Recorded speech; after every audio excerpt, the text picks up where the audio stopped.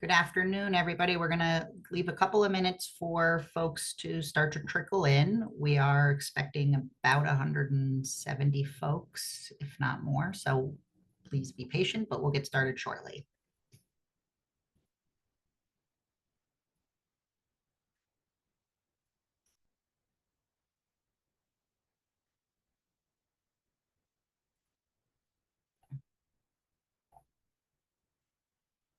I think while we're waiting to, if folks want to put into the chat feature their name and who they're representing or where they're from. We have the benefit of knowing who's on today's call, but just so everybody is aware of the same, feel free to do that.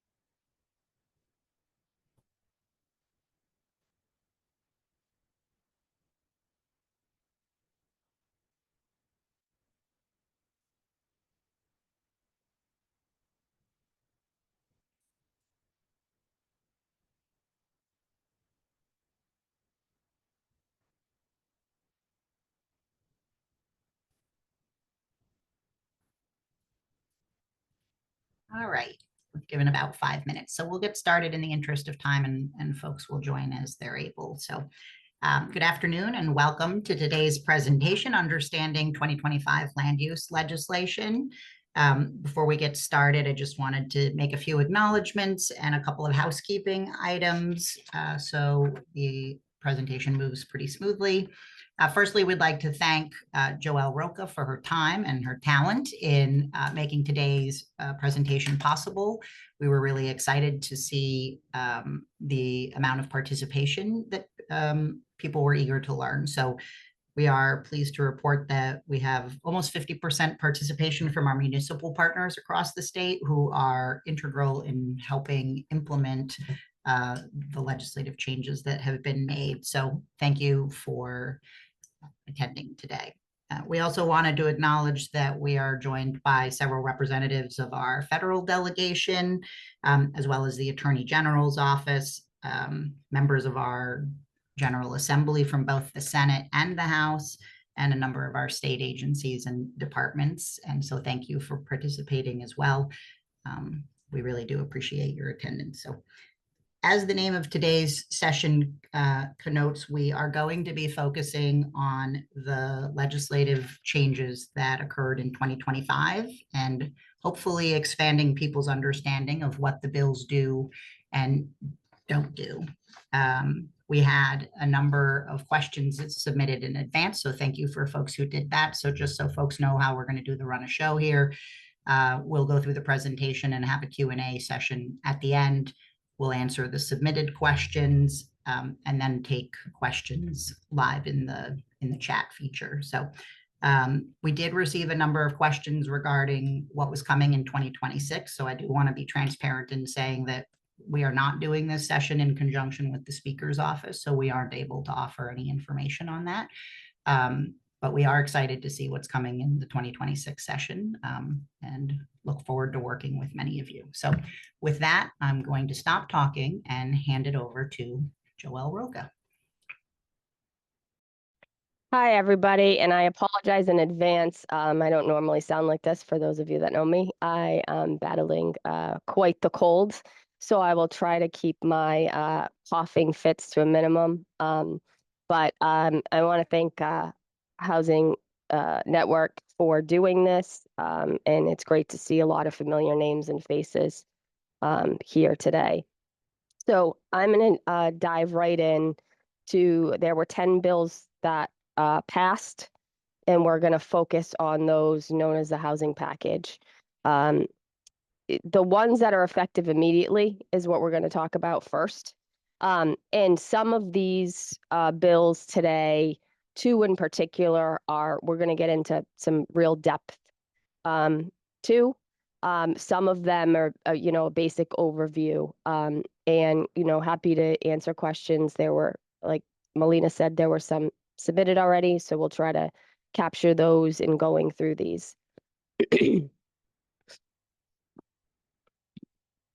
The first one we did in partnership with the Rhode Island League of Cities and Towns, and it's not it's more an effect for the cities and towns than it is on the development side. It has nothing to do with taxpayers or the development side, but it has to do with the tax levy cap. And going into this, when it was first presented, there was a little bit of misunderstanding on it, but the advocates on this and the representatives and senators did a great job explaining this and how it works. So for anybody that doesn't know, the municipalities can only increase basically the total of everything that's taxed, and that's every category, residential, commercial, all tax classes, 4% over,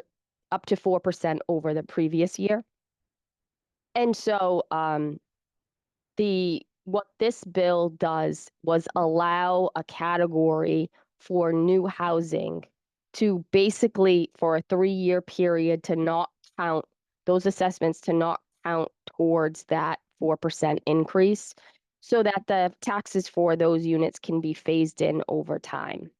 Again, only really relates to the municipalities and basically fitting, to allow them to have this new housing built, but not have to rework their entire tax structure. So it has nothing to do with actual assessments. Actually, one of the requirements, this has to be a local vote like any other exemption. And it also, the tax assessment for the new housing has to be exactly the same as a similar existing houses. So, and there are other qualifiers. The community seeking to exempt this has to have issued at least 10 certificates of occupancy that year. And the only housing that counts is housing part of a project that includes at least 10% low or moderate income housing. And that's the gist of that. I know the towns and cities have been anxious for this bill, so we're happy that passed. The second bill is zoning certificates. Zoning certificates typically pulled when you're buying a property. You say, okay, you pay a fee and you request from a municipality, is the use there, existing use, legal under the zoning ordinance? And previously, before this bill passed, That would get issued, you'd close on a property, and then surprise, the town could say, oh, we made a mistake, and it's actually not a legal use. What this bill does is make those zoning certificates enforceable for only the existing use. If you're looking for a zoning certificate that says a future use is legal or not, that it's specific in this bill that the existing use, the zoning certificate for an existing use, is now an enforceable certificate. That also comes with it, if it's now enforceable and can be relied on, there is now an appeal that can be taken to the zoning board of the determination in that zoning certificate by the requesting party. So, excuse me. We're gonna have to do that a lot. I apologize. If the determination was that the use is illegal, the requesting party could appeal that to the zoning board.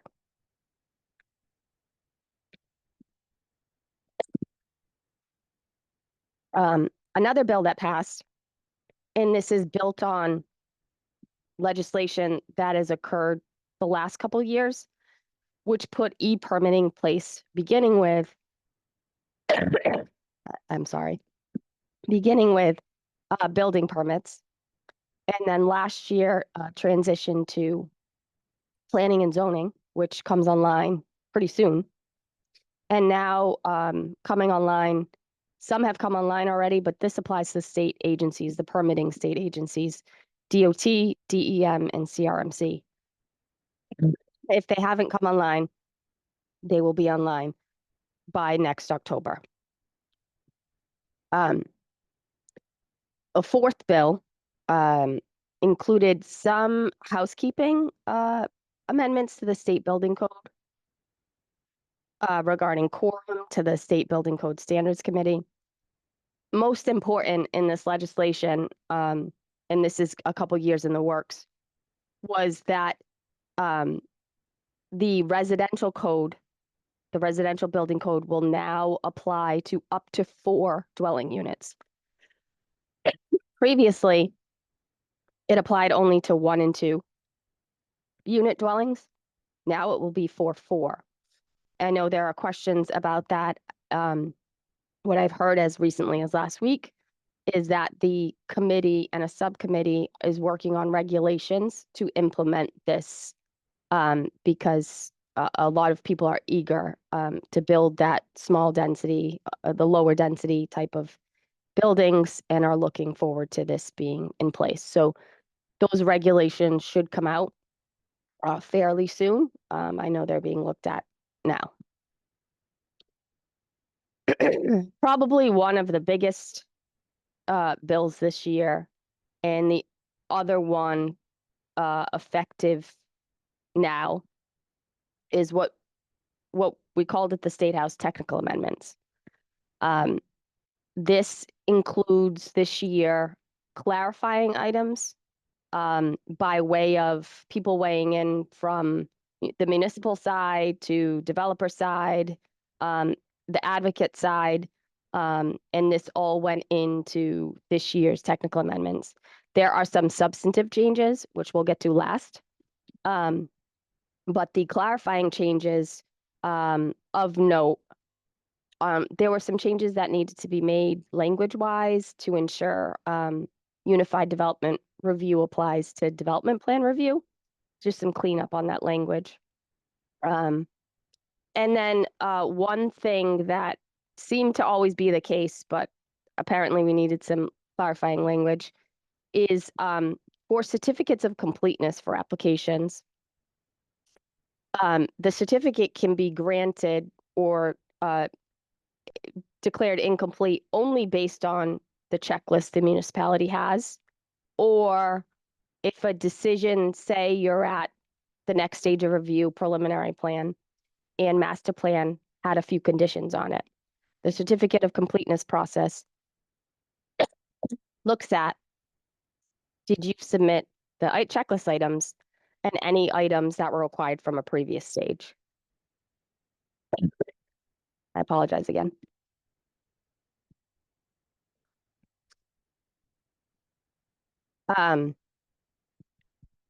There was a change to the findings that are required.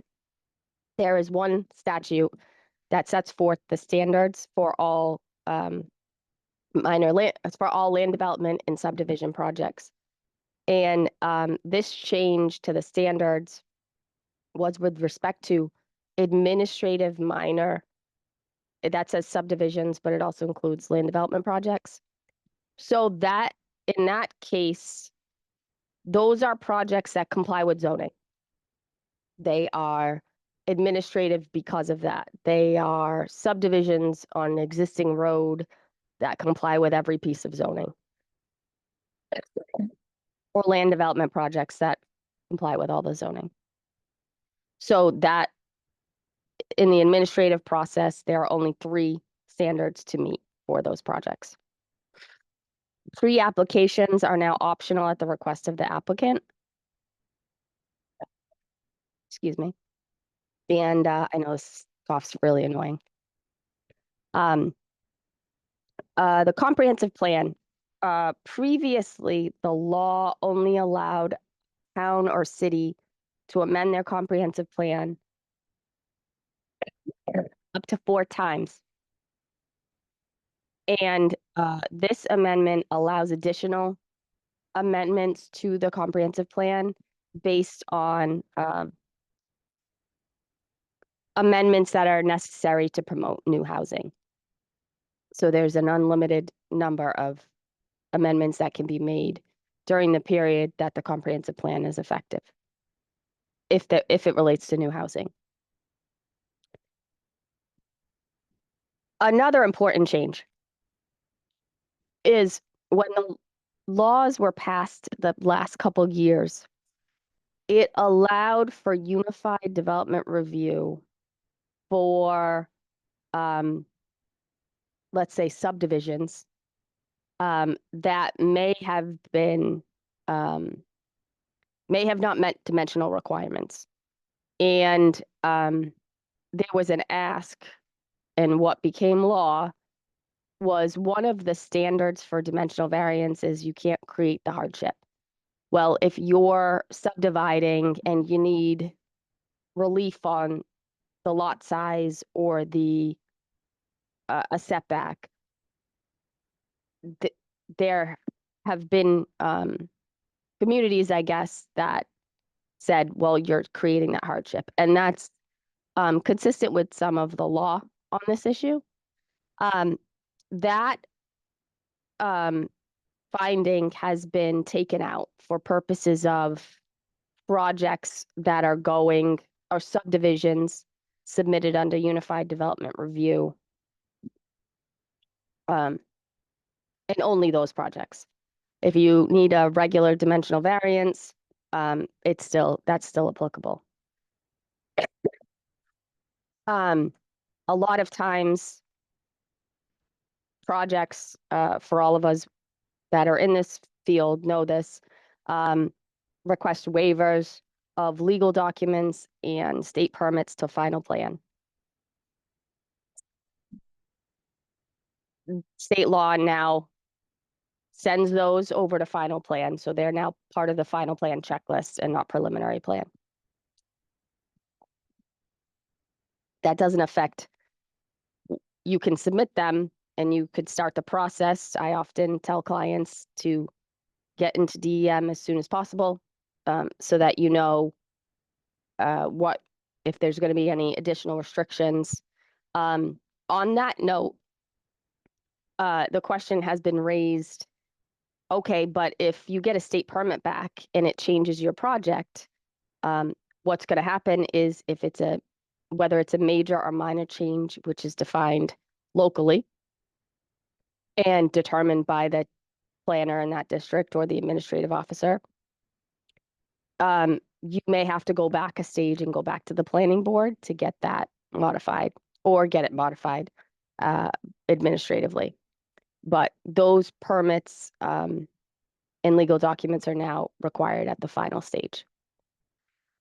Vesting for final plan approval was upped from 1 year to 2 years, with one additional extension at the request of the applicant who has to appear in front of the planning board. Adaptive reuse, which some of the questions were submitted about. We worked with the municipalities and the planners actually on some of these amendments. There are some cleanup in adaptive reuse. Importantly, the previous statute had a density of 15 units an acre, which doesn't often work in your mill redevelopments. You're much higher than that. It's existing space. So for any projects over 4 units with at least 10% low or moderate income housing, the density is determined by the building code. And it's basically as many units as you can get in compliance with the building and fire code, obviously. The one substantive thing that went into adaptive reuse after hearing from towns and cities there are some portions of a city or town that are just not suited health and safety wise, meaning mostly industrial manufacturing areas for adaptive reuse projects. There was already an exemption that adaptive reuse couldn't happen on properties that DEM has placed an environmental restriction for housing, obviously. Now, a municipality, based on specific findings, is allowed to carve out an exception for adaptive reuse in an industrial or manufacturing zone or area based on public health and safety. But they have to make those findings. The transit-oriented development pilot program, which went into effect, the law went into effect a couple years ago. The Department of Housing, I know, is diligently working to get this online. That program is going to be geared towards, obviously, transit-oriented development, right? So within, I think it's a 1/4 mile of a transit hub. Some of the qualifiers were tweaked based on working with the Department of Housing. For a municipality to qualify, there are certain zoning requirements. And for a developer to qualify, they have to provide at least some portion of the development as affordable housing.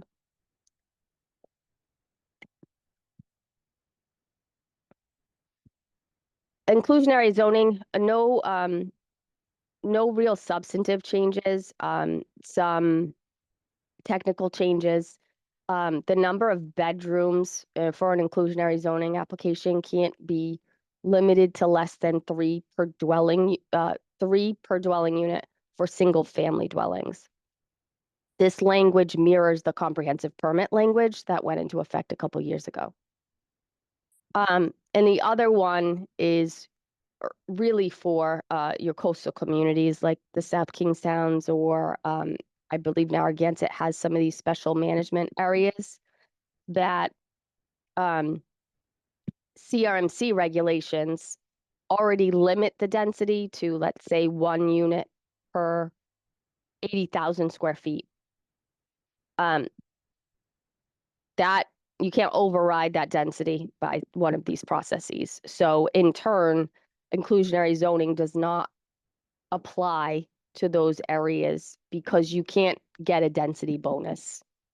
You're stuck with whatever the state has said the density should be for that area.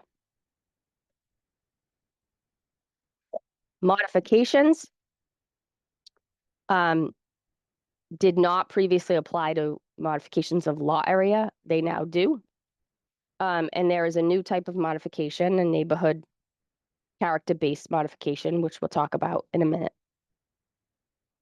Substandard lots of record. There were a few questions on this. There's no substantive change this year to the statute. There was a request for some cleanup to make a little bit clearer on what towns and cities can do. So towns and cities have two options. They can put in their ordinance, if we have an existing district that your lot complies with from a square footage perspective, then you have to then comply with the associated setbacks, dimensional standards for your property. And if you don't, then you go towards the proportional standard, which has been in the law, was modified last year. But that means you get a proportional reduction to your dimensional standards based on the lot size as opposed to the required lot size for the area. But the community has to, if they're going to apply a district, another district, that has to be set forth in the local ordinance. Another change is with respect to the merger lots. So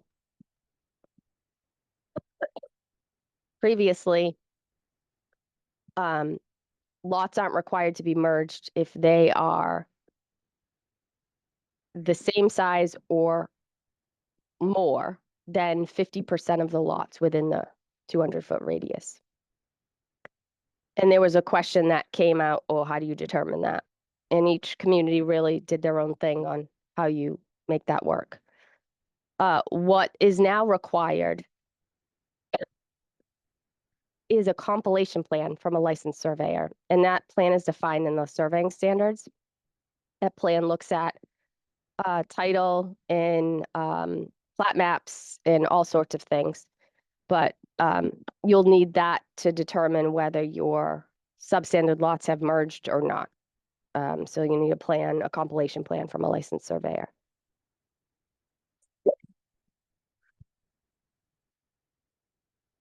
All right. Minor subdivisions, there was a change, couple changes. Minor subdivisions, there was previously cap of 9 lots for a minor subdivision, and then you went into the major subdivision category. If there is an existing improved street and you have more than 9 lots, it's still a minor subdivision now. Now, that's rare that you have a bunch of lots on an improved public street. But if you do, that is now a minor subdivision. And now there's a new type of minor subdivision, an oversized lot subdivision.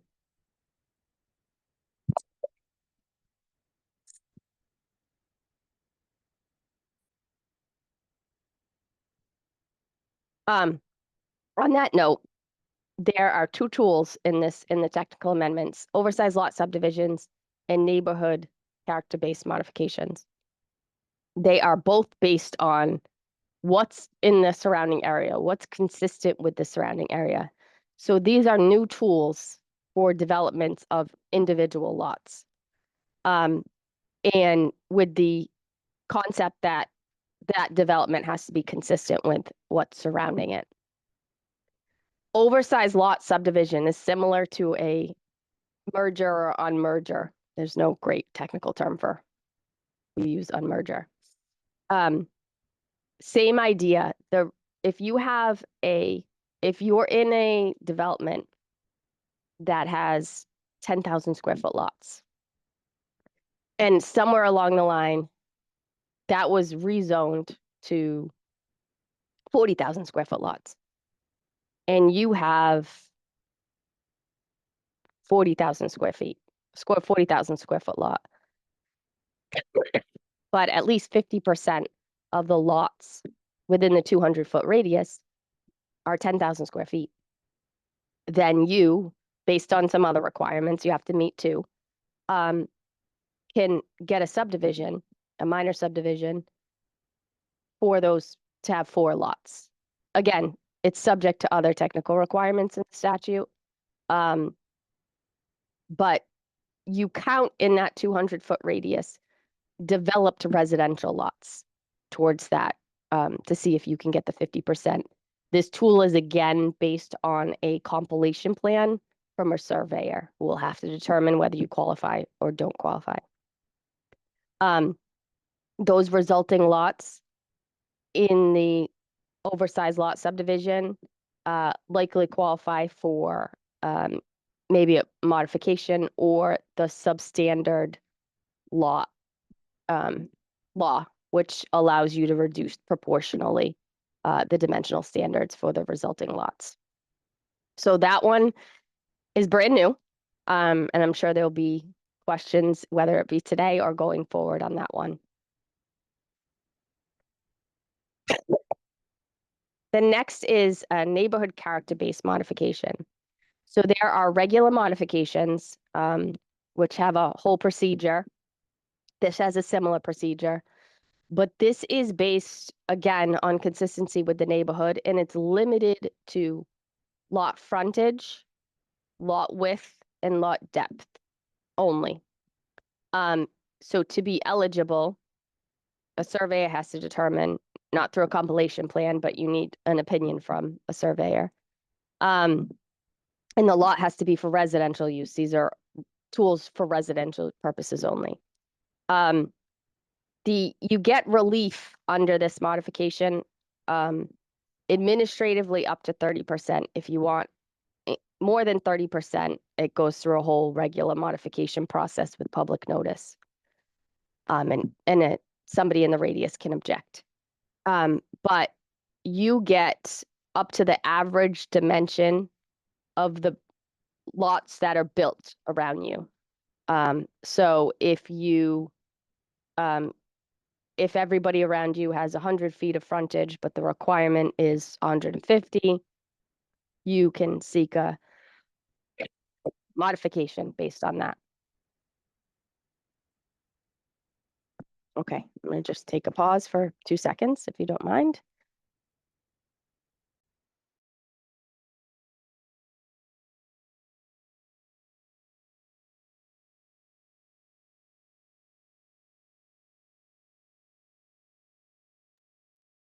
Okay. The second set of bills, and there's one in here, low mod, that has a portion effective now and a portion effective January 1st. We're going to talk about that at the end.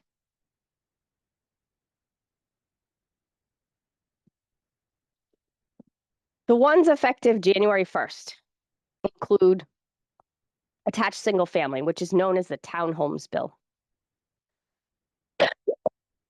This one's hard to explain, but this allows, let's call them townhomes, attached single family, as a permitted use in any zone that already allows the corresponding density. So that's a mouthful. But if you're in a zone that allows 2 families, this is horizontal versus vertical construction, right? So now both are allowed. So you don't just have to build a 2-family stacked. You can now build 2 townhomes next to each other if 2-family density is allowed. If 3-family is allowed, same thing. Again, you have to have access to utilities, public water and sewer, comply with the building and fire codes. And then a municipality cannot apply specific criteria just because it's an attached single family. So if you're 2-family, if you built on top of each other, had a setback of 20 feet, a municipality can't say, well, if you're going side by side, we want 40 feet.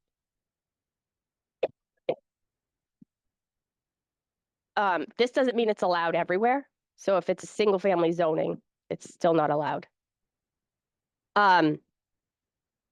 To help with these are cost-effective home buying options. What can happen now under this statute is each unit, if you do townhome style, can be on its own lot. So you have a 0-foot lot line on the party wall, the adjoining wall if you have 2 townhomes. And you can build a lot line around it as long as it complies with setbacks. so that it allows a homeowner to purchase the townhome and own the land around it. There was a question, it's not required. If you still want to do condominium style or some other type of common ownership style, that's fine.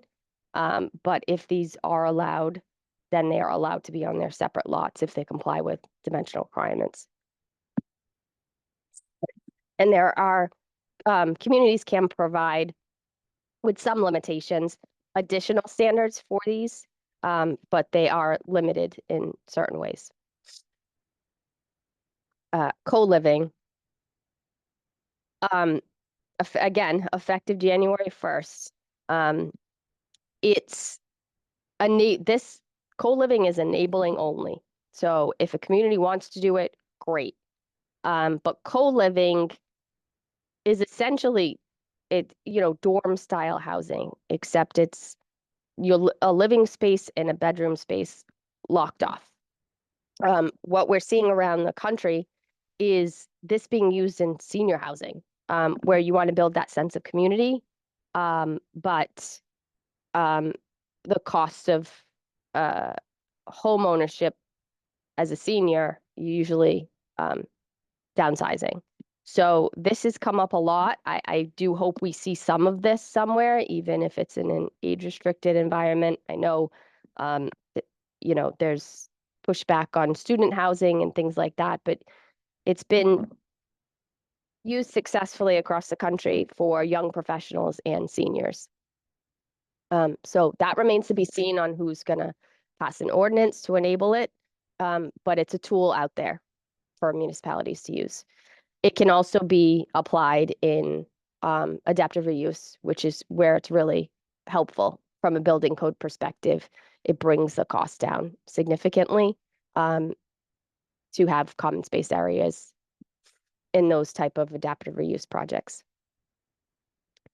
The next bill is we call it residential and commercial.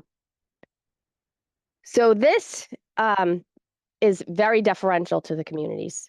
The bill essentially says the community must provide for residential development in some or all of the areas encompassing commercial districts. It has other requirements. It's geared towards village zoning to allow for residential over commercial, second story residential, and to have flexible dimensional standards. So it'll be interesting to see what comes of this, and what type of, some communities already comply with this. They may already allow residential in some of their commercial districts. For those that don't, they will have to build an ordinance for next year around this. For communities with populations over 40,000 people, at least 30% of the area, the commercial districts have to allow for residential uses under the same set of requirements. Another bill is the Urban Services Boundary Bill. And that it's also, while it's a requirement, it's deferential to the communities on how they accomplish it. So the legislation essentially says there is a map in statewide planning called the Urban Services Boundary. You cannot find a specific law on it, but it generally shows what communities or portions of communities have utilities, public water and sewer. And it outlines those communities. So this bill says if you're in a community that a portion of it is in the urban services boundary, and in areas which are serviced by available public water and sewer, not just, there's public water and sewer around, there has to be capacity. The community cannot limit your options for housing to single family only. How they get there is up to the community. Duplexes, ADUs beyond what's allowed. That is totally up to the community. And hopefully we see some creative options on that. Townhomes, single family, these all can work together at some point. And then the last big one is the Low to Moderate Housing Act. Again, as I said, there are two sections to this bill. One is effective immediately, which provides some technical changes. And I want to be clear because I've seen a lot of correspondence, not from this group, but from residents, that the Low to Moderate Income Housing Act is not new. It's at this point decades old. And there's been the permitting under that, as everybody knows, is a comprehensive permit. That tool has been around for decades and people have used it for decades. There were some substantive changes in the last couple of years, but that is not a new tool out there. There have been those projects with density bonuses requested, minimum mandatory density bonuses were put into law a couple years ago. So that's really the only new thing, but it's density bonuses were always requested as part of these. The first section has some technical changes. So a couple years ago, master plan was taken out of the process for these projects. And what we heard all around from communities to developers was the need, at least even on the bigger projects mostly, to have that master plan back in, have the project vetted at a conceptual stage. So the master plan is put back in at the option of the developer. I have one we're doing right now. It's a shortened process and checklist. So it's a few more items than pre-app, but it does provide for formal feedback, a formal vote, the ability to say, these are the things we're going to be looking for you to solve, to answer at preliminary plan. In instances where you elect pre-app, you elect master plan, the pre-app is now optional.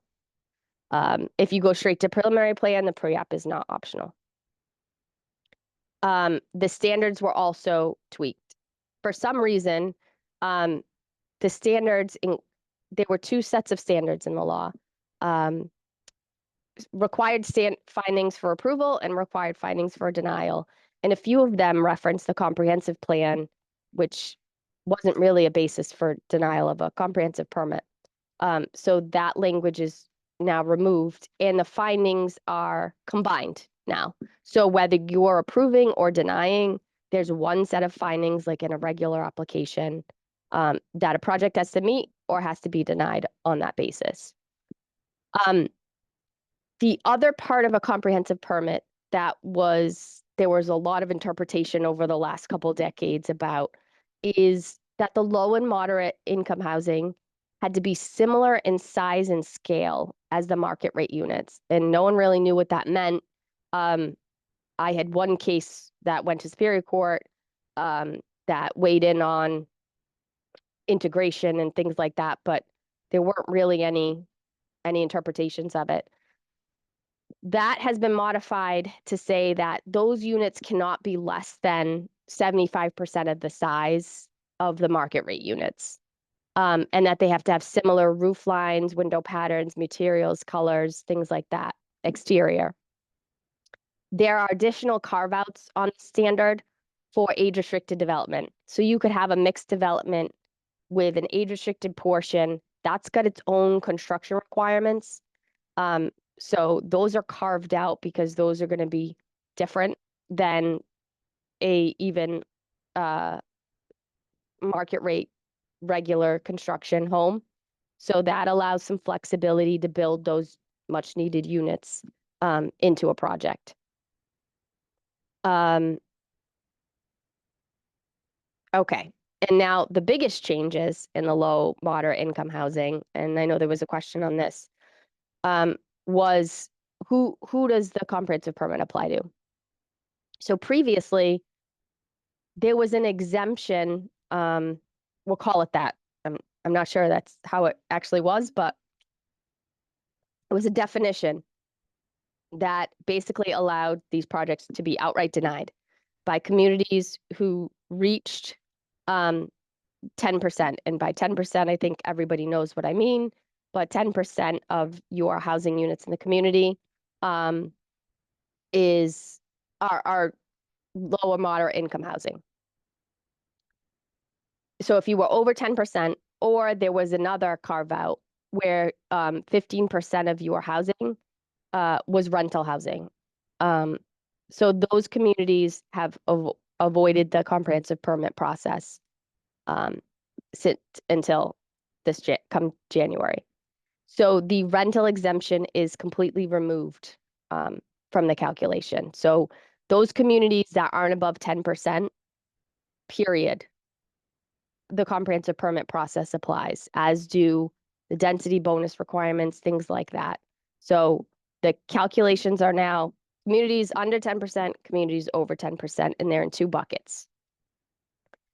If you are over 10%, if you're a community over 10%, and Rhode Island Housing has those numbers, there are a handful of communities over 10%, a developer can still apply for a comprehensive permit.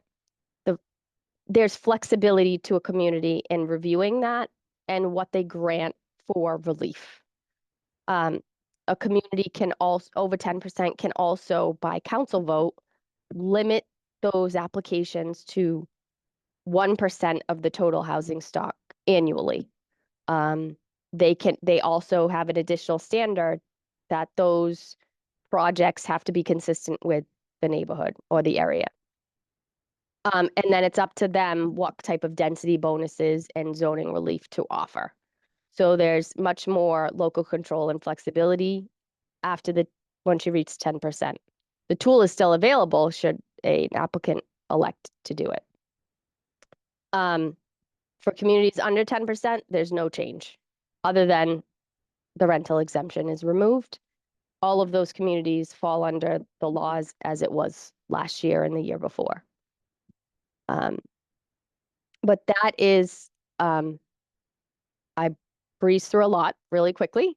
But those are the significant changes. There's a lot in details of the actual laws that we didn't go over, but these were the highlights. And I'll turn it back over to Katie.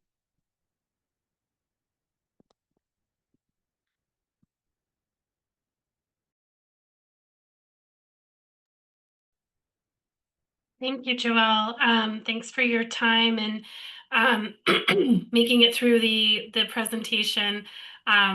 We appreciate you, sticking to this so that folks could be on the webinar live today. There were a good deal of questions that were submitted in advance that I believe you addressed most of those in your presentation live. So thank you for taking care of that. However, if folks remember you submitted a question and we didn't, please use the Q&A feature to type your question in. That way, that just enables everybody else to see it. And Joelle, you should be able to also see the Q&A. I'll start to pull some of them, but if you go to the bottom and there's a Q&A, you just click on it. I also just want to remind folks, for the purposes of this session, it's really focusing on the 10 bills that were passed, and not really speculating on future legislation for the next session. There's a question that came in earlier from Nicole around the building envelope. So, yep, I see that. So, I mean, my read of adaptive reuse, as far as building envelope, means setback style, right? So you can go up, but you're going to run into potential height restrictions. I don't think it means somebody can't ask for relief on that, but if there's an ability to go up, I think that's probably allowed. Obviously, no one's weighed in on that as far as what it actually means. But I would say building envelope means, within the setbacks or within the existing, where the existing building is, but height is definitely something that can be either requested or looked at. Thank you. And I do want to remind, oh, go ahead. Yep, go ahead. No, I was just going to remind folks, since we have limited time, we may not be able to get to all the questions, but we can always kind of follow up. And I just want to remind folks that we'll send this recording out after. There is a question from Colin about the market rate units. It was the 75% calculated off the largest, smallest, or average square foot of the market rate. I would say, yeah. So, that's an interesting one. I think it depends on the project. So, if you've got, it generally works. Pre this legislation, you would have had to have generally similar square footages, right? And that would be up to community. I have one that we went to 80%, for example.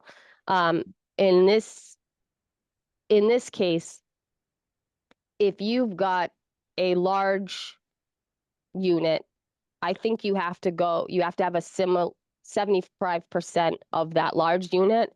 There has to be a low mod portion. Now, in communities, I'm sure will be flexible with this, but I think that's up to the community. I think the strict reading would be if you've got 3,500 square foot house, then 70, you've got to have an LMI. I think it's fair for them to require that 75% of that has to be in an LMI unit.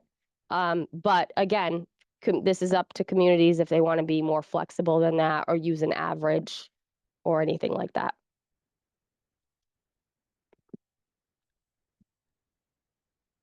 Thank you. And there's the next question that I'm going to go to is there was a question about the attached single family homes and how the lot area would be calculated. This is from someone in Lincoln. Yep, I see that from Stephanie. Yeah, I think as far as, so, Lincoln has the example is Lincoln has a zoning district that allows 2-family on 8,500 square feet. Does this now say that each unit can sit on a lot measuring 4,250 square feet, or does each lot have to be 8,500 square feet? I'd have to look at that specific example. I think that they're allowed to be on separate lots, so it very well could mean that. But I haven't digested, that actual example, and Stephanie and I have a project together, so I'm sure we can have that conversation specifically. But it is an interesting question. I see Paul's question too about 5799. 5799 actually did pass. So here's what happened is there were 12 bills and publicizes that 10 of them passed. What happened is the Senate actually moved 5799 into 5794, the technical amendments. So the oversized lots bill and the neighborhood character-based modifications were in 5799. They got moved into 5794. So that actually did technically pass. It just got moved. Thanks for clarifying that. And there's a question from Brian, how does the process work where a municipality has adopted inclusionary zoning that may differ from what the General Assembly may have adopted? Interesting question, because everybody seems to be rushing to adopt for some reason an inclusionary zoning ordinance, which we could have a whole discussion on. But I think I will say this. The ordinance passed by a municipality there's a principle of law that zoning ordinance can't do in excess of what they're allowed to do.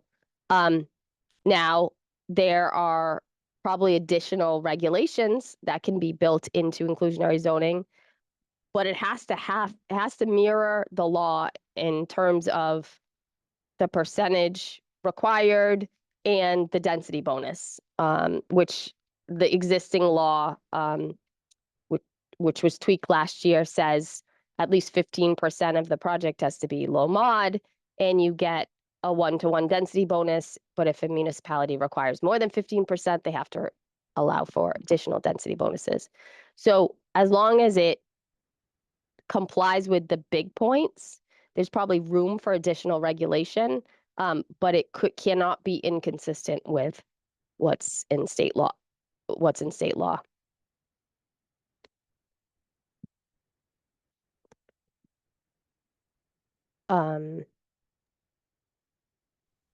So there's an example, or there's a question from Richard that's a specific example around the mod condos proposed on an 8-lot minor subdivision. That is not going to be easy to answer, because Okay. that's based on a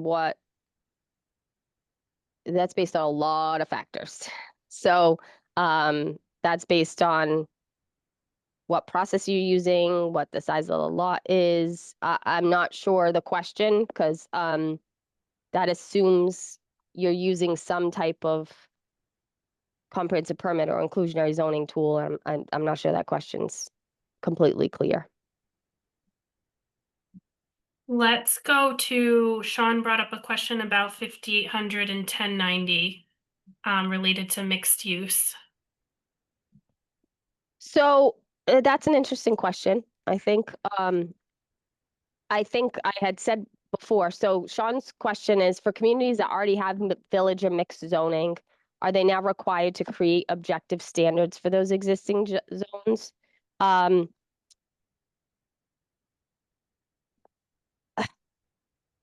I think to be safe, I would. But I don't know what it's hard to say what the violation would be, since you comply with having mixed use zoning in the first place. If you've got some type of, as long as you comply with the other provisions of the law, I think that's great. If a community already allows residential in the zoning district, and you meet all these other requirements already, then even better.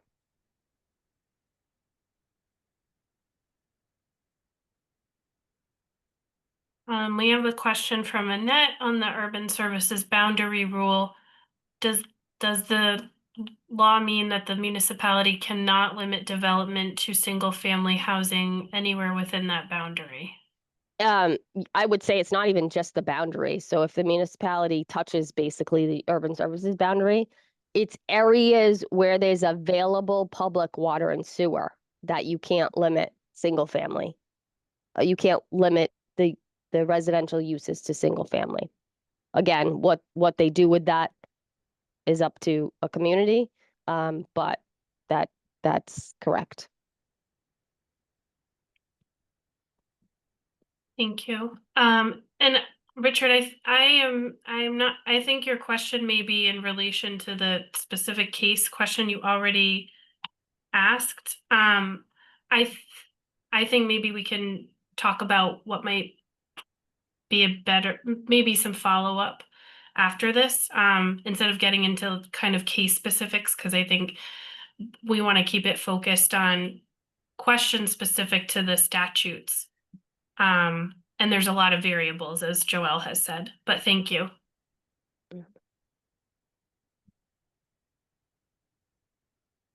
And Brian, we see your comment. So I just want to acknowledge that. Yeah. Other questions that folks have, I do have the ability to unmute people if you prefer to ask your question verbally. The reason we asked for folks to please use the Q&A feature was, just it's easier to manage, and so other folks can read it and it's preserved in the in the recording, but we'll hold space for that.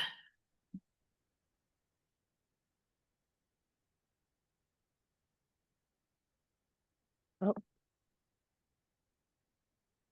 Okay, a couple Oh, Lev, more. I see that a question with respect to insight for the timeline on the residential building code update. I don't know. I know a subcommittee has been formed. They are diligently working through it. And we're hoping, that all eyes are on this to move really, really quickly. So whether it gets caught up in the administrative rules process, at DBR, I do not know. But I know there's a sense of urgency on all parts. For the Building Code Standards Committee, they know they've got to get this through. But that's all I know. Oversized lots question. So the question is and I'm just gonna pull it up for ease of reference. Is the oversized lot legislation limited to only lots with municipal water and sewer? And before I answer that, I just want to double check the definition.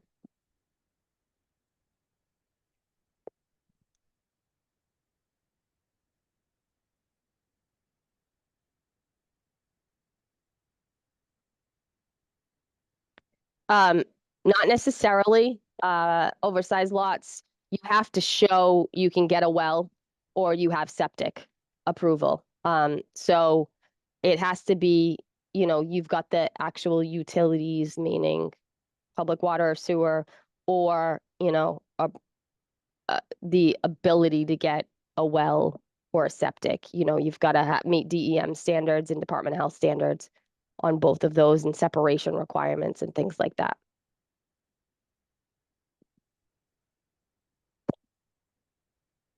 Thank you, Joelle. If there are no additional questions from folks, I don't see any more in the Q&A or the chat. I will want to thank Joelle for her time, and thank everybody who attended today, for tuning in. What we will do next, as I mentioned previously, is get the recording, process that, share it out to folks. We're hoping to offer additional webinars and presentations coming up. So, just stay tuned. If you're not signed up for our newsletter, you can go to our website, which is, I'm going to type into the chat. And if you have any follow-up questions about anything technical with the webinar, please reach out to us. And thank you again.